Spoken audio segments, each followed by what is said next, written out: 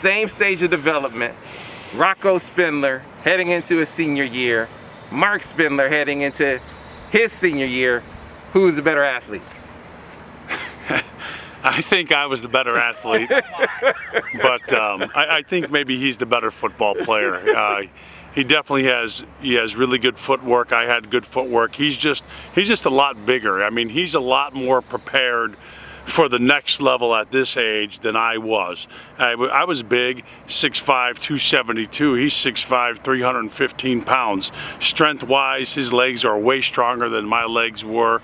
Bench-wise, we're about similar. So, you know, I think probably, to be honest, the slight edge goes to Rocco.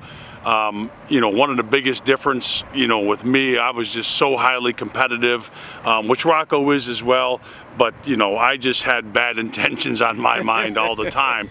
And thus the reason why I went on to play on the defensive side of the ball, where you can play with a little bit more reckless abandon, where Rocco is a little bit more cerebral about the entire game, both on the offense and defensive side of the ball. That's an attribute that you really need to have to succeed in modern day football.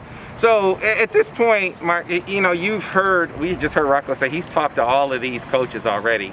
I know you have as well. So as his dad, though, I'm curious, with Notre Dame, what's the biggest question down the stretch you have about Notre Dame?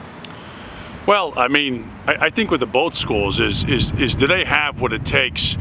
I believe they both have what it takes to develop a kid to get to the next level. Do they have what it takes to get their program to the next level, to get into that top 10, to get into that top 5 and eventually compete for a national championship, right? I mean, they're building towards this. Eventually, push comes to shove.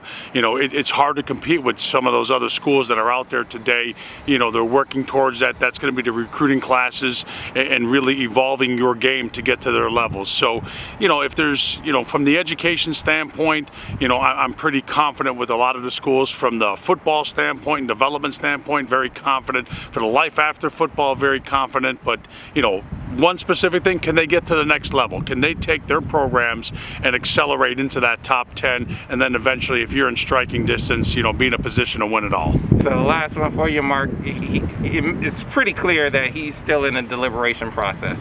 When you guys are sitting down as a family at that final day or whenever it is he makes the decision, what do you think are going to be what separates the wheat from the chaff? Since we were talking farmers, what separates the wheat from the chaff, right? How do you go from all the schools liking them all pretty much the same to separating one out? What is it going to come down to?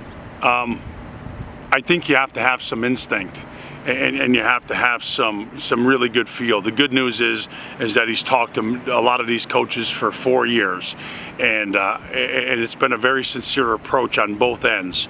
And I think it's just going to have to come down to a gut decision to where I feel I'm going to have this best opportunity to go in there, play early, have a chance to play in front of a big crowd on a big stage, and win at the highest level. But the gut is going to have to really, and the heart is going to have to really make this deciding factor, because when you talk about a couple of these schools, you're talking about splitting hairs. But like I said, you know, thankfully he's put himself in a position that he can't make a bad choice.